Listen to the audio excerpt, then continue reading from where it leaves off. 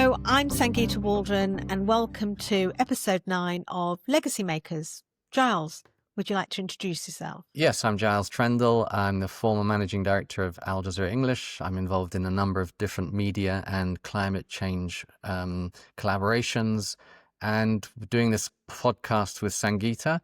So, Sangeeta, who's our guest for today?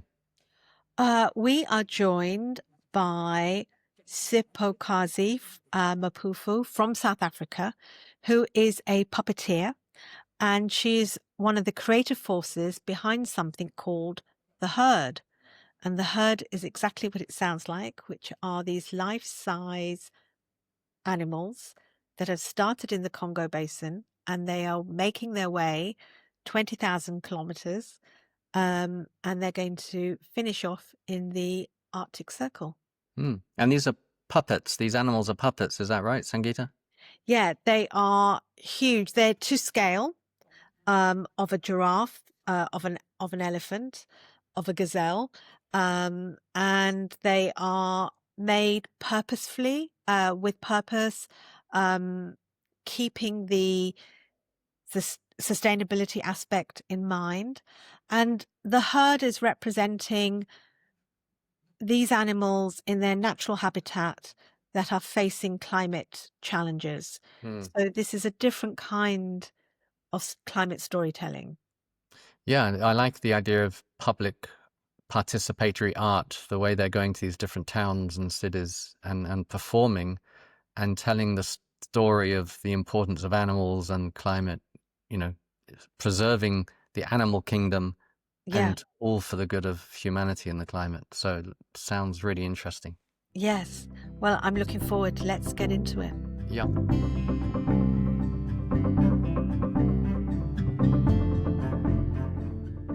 Hi, Siphokazi. Hi, Sangeeta. My first question is, what drew you to puppetry as a form of climate storytelling? Yeah. And how did you get involved with the Herd project? Puppetry. The first time I watched the puppetry production, I was so moved by the hand of a puppeteer. I think it was 15 years back, I don't remember. But then by the way the puppeteer was using the hand of a puppet to touch an object, for me, I was so moved. It was so magical for me. From that's when I said to myself, you know what? This is what I want to do in my life. I want to do a puppetry, which is in South Africa. At that time, it was not a thing. Everyone was calling it's just dolls. No one was care about puppetry. But then for me, I was like, this is what I want to do. And at that time, I was in the college doing marketing, which is completely different. Yeah. To cut it short, I went to Unima, South Africa, where they were doing Muppet Puppet, puppets that were made out of sponge, which is the one that are doing this. We call them Muppet Puppet. From that, and then I went to Handspring Puppet, where I was trained to the new puppets, new kinds of puppets, which is, they are calling it Banrook Puppet. Animals, life-size, giant animals. And when I get there, I was like, what? I was shocked. And I kept quiet for a moment, seeing horses from Warhorse, seeing all kinds of puppets that were carved out of gelatin. And then when I get there now, everything was completely changed from the material that they were using to build puppets, because I was coming from the background of the puppets that were made out of sponge. Times goes by. In 2023, Nizar from the work production, he went to South Africa, approached us about this project of the heads, building the animals that will work to do the awareness for the climate crisis, which is that's the world, as the world we are facing the climate change. At that time, we were in the small town called Berridal, because we've been doing the annual parade. It was the 15th year last year of building 2 giant puppets that are working in the small town. Nizar flew all the way from London to go to South Africa to see the parade before he said, oh, okay, these people can build the puppets for the heads, the climate crisis. And he was very impressed by the work that we were doing there. In 2023, we built the giant leopard puppet and the giant crow, which is a bird.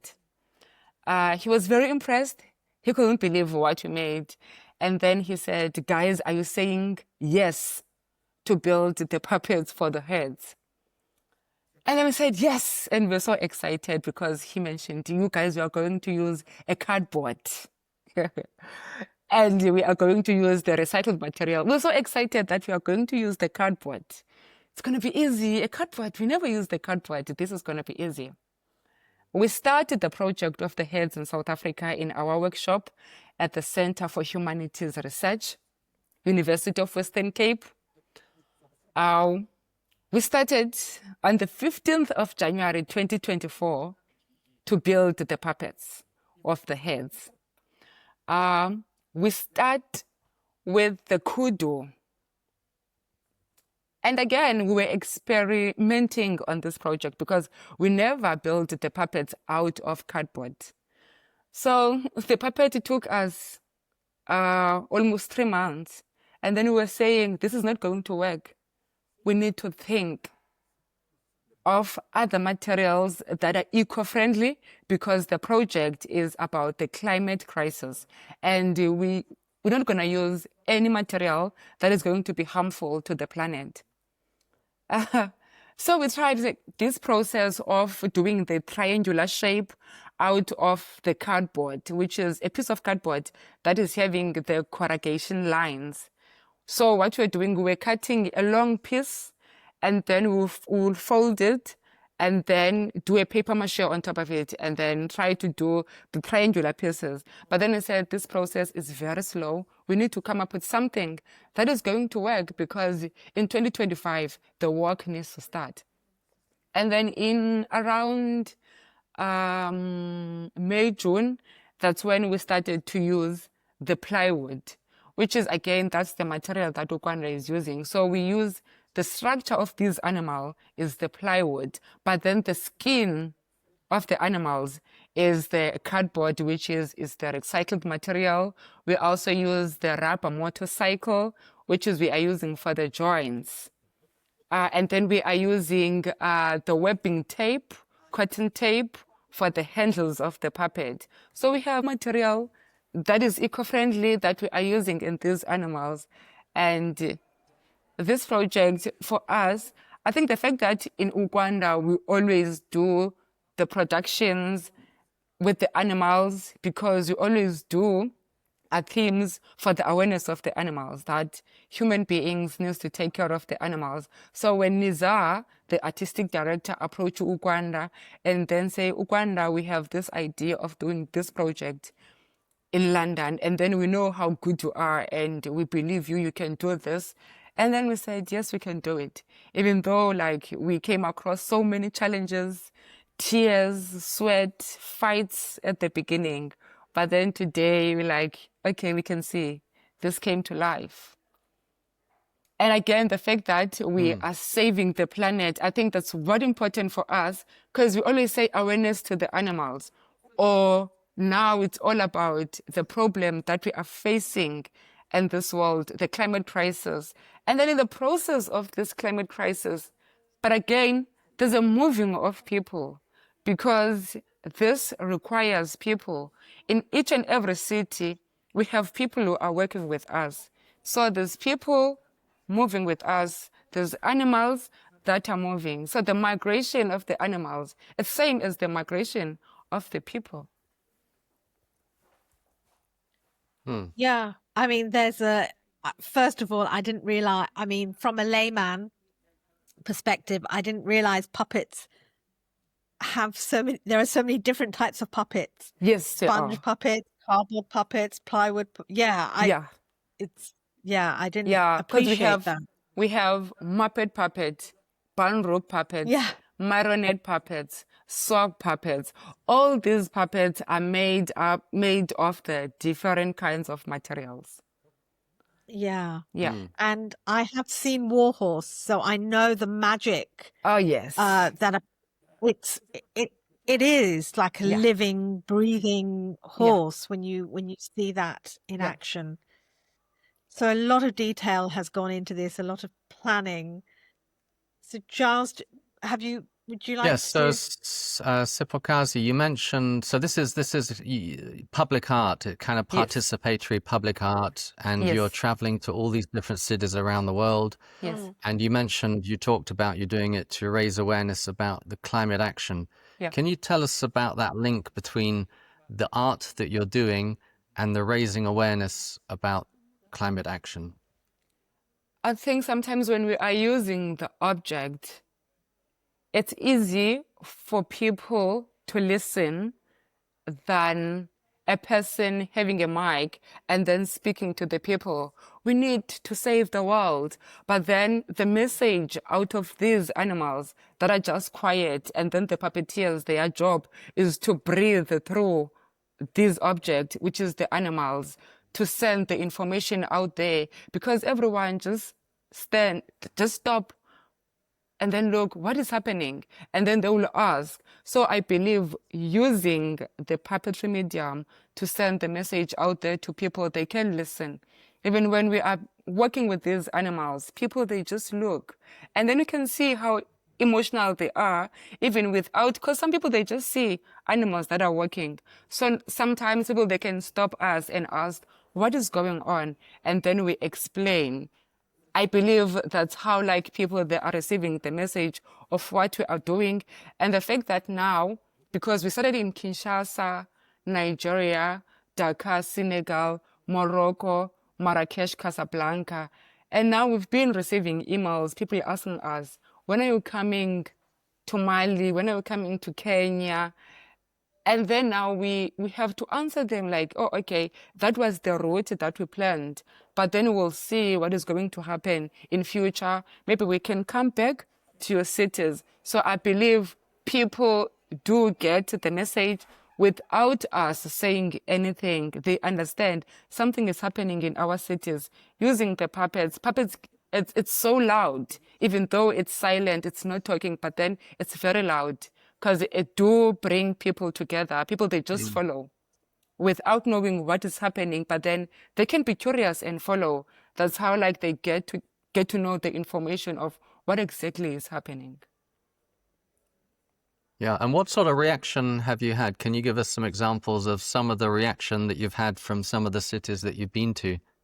It's so beautiful how some people, they will just run away, give a space for animal to move. And then some people, they just get shocked. And then you can see how the emotional they are from their eyes. Sometimes it's so hard for us like to see, because sometimes I'm sad the animal, sometimes I'm making sure the participant or the puppeteers are safe, or I'm fixing the animals while we are working, because they get injuries on the way. So they will stop and then we fix. That's the challenge. But then you can see how people, they stop and move back, because these are wild animals and we keep it really as it is. Like, these are wild animals. They can attack you, move. They need to move. But then people, they just move back and get shocked and stop. What is happening? So it's so amazing to us, like to see people, they kind of like, okay, these are animals, we need to move, we need to give them the way. But then there are places where like everyone, they don't want to move because they are so shocked.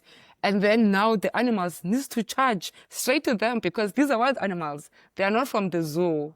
Don't pet them. Yeah. They are not pet animals. So we just go straight to the people, they need to move. So it's amazing how people, they are receiving all this.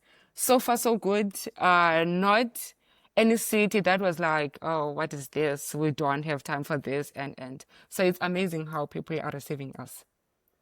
I just want to ask, how big is the herd? How many animals do you have? And what kind of animals? And what's your favorite? Oh my God, that's a tough question when it comes to my favorite. We have 100+ animals. So the herd grew on the way Wow. because we took some animals with us from South Africa to Kinshasa because Kinshasa didn't build animals.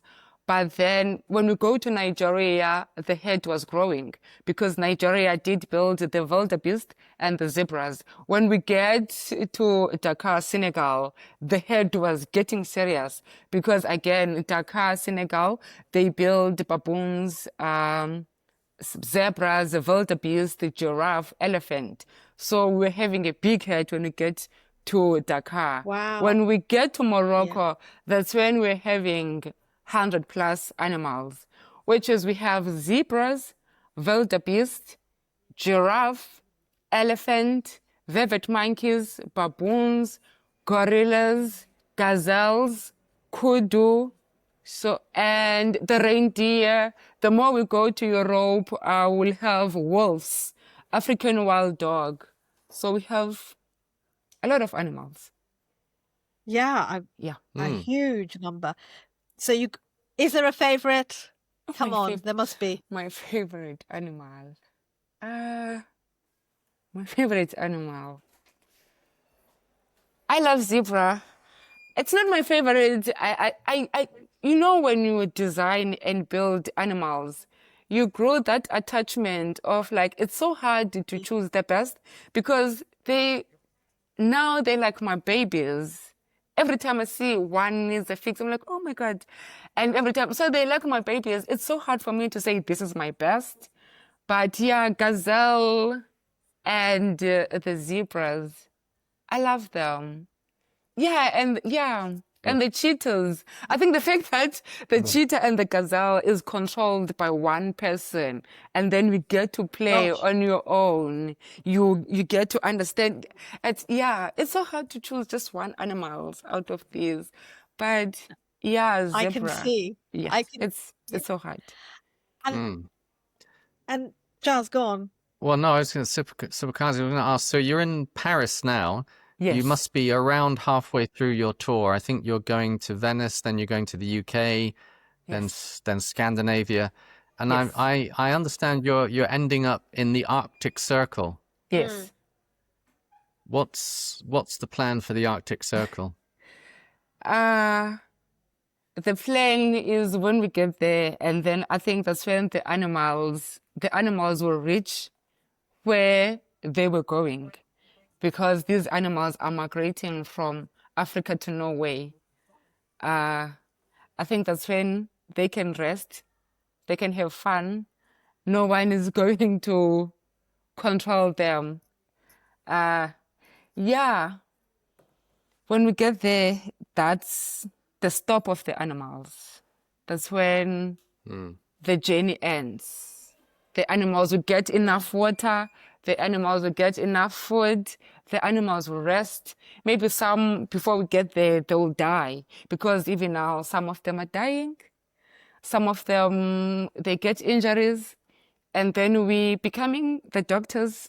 We take care of them, but then some are dying, like completely dying, that's the reality of the animals that are migrating. So, yeah. We might, when we get to Arctic Circle, we might maybe get there with like only 50 animals or 60, 70. Yeah.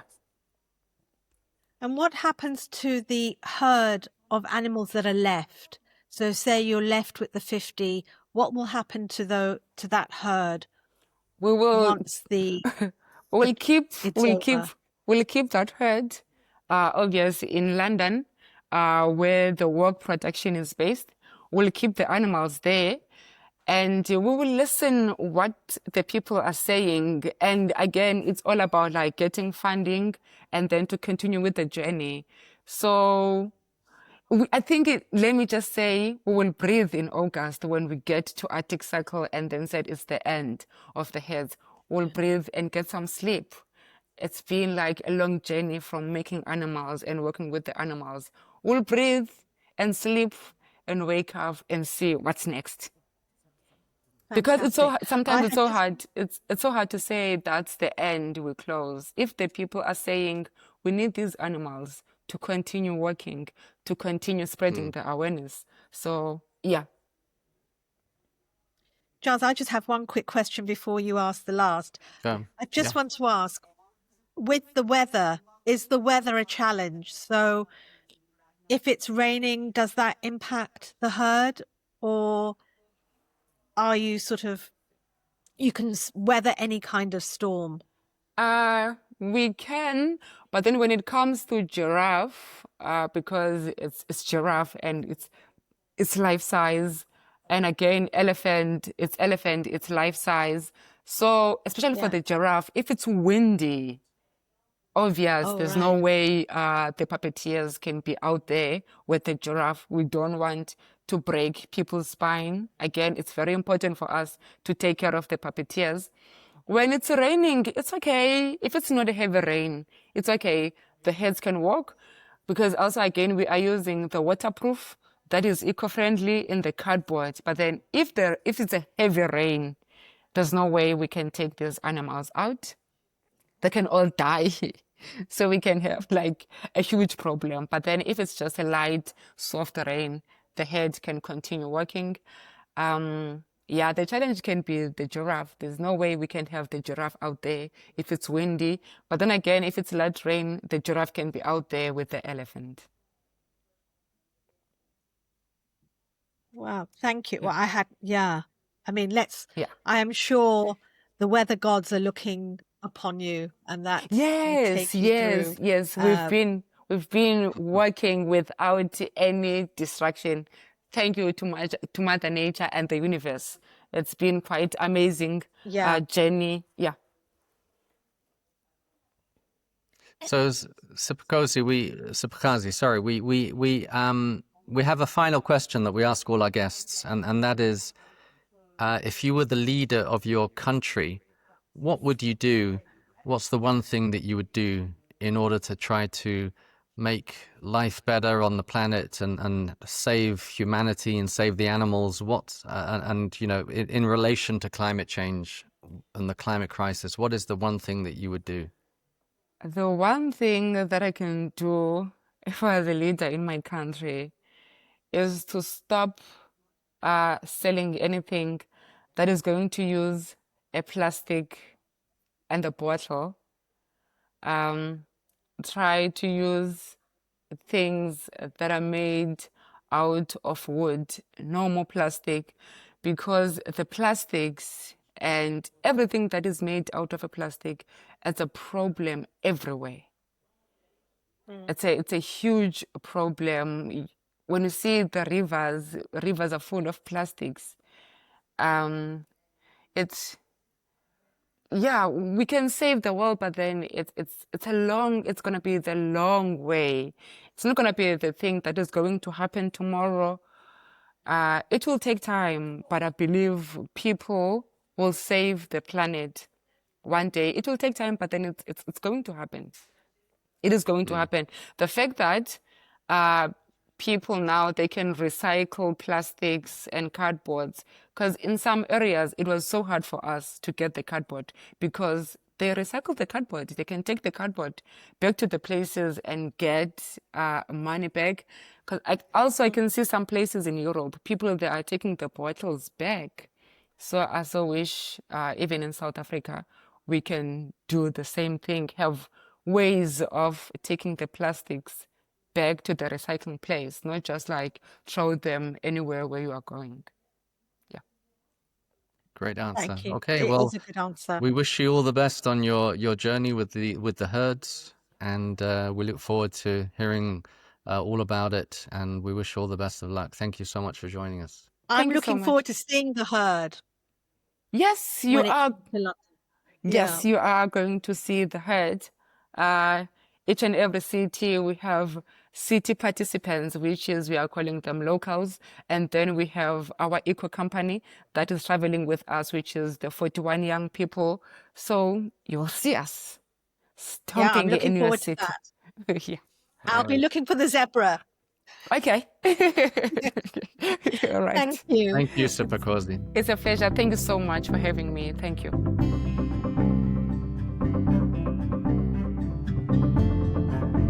So Sangeeta, we've just heard from Siphokazi. That was really interesting what they're doing. What's the one takeaway you have from that? I think the fact that there is a very intimate relationship with each animal, and it's about the breath. You know, it's giving these puppets soul. I thought was really interesting, that relationship. I didn't appreciate that. And also, just one more thing, because we're talking about the soul and the life, is that some of these animals in the herd might not make it to the end. So I thought that was really interesting. Yeah. Yeah, she was talking about these puppets as if they were real animals. Yeah. And of course the message is that we have to preserve the animal kingdom as much as humanity. It's so important that's something that we need to consider. What So was your takeaway? well, I think that was it. That's the fact that the way she was talking about the animals, which are puppets, but the Yeah. way she was imbuing them with real life, and she was feeling that they were real animals. She was talking about them dying or being injured on the way, and it was, a very close attachment to these puppets, something that is more than just a puppet. It's something representing real life. Yeah. I'll just say this very quickly. When she was talking, it reminded me of Hindu philosophy, which is about the soul, and that everything has Mm, soul.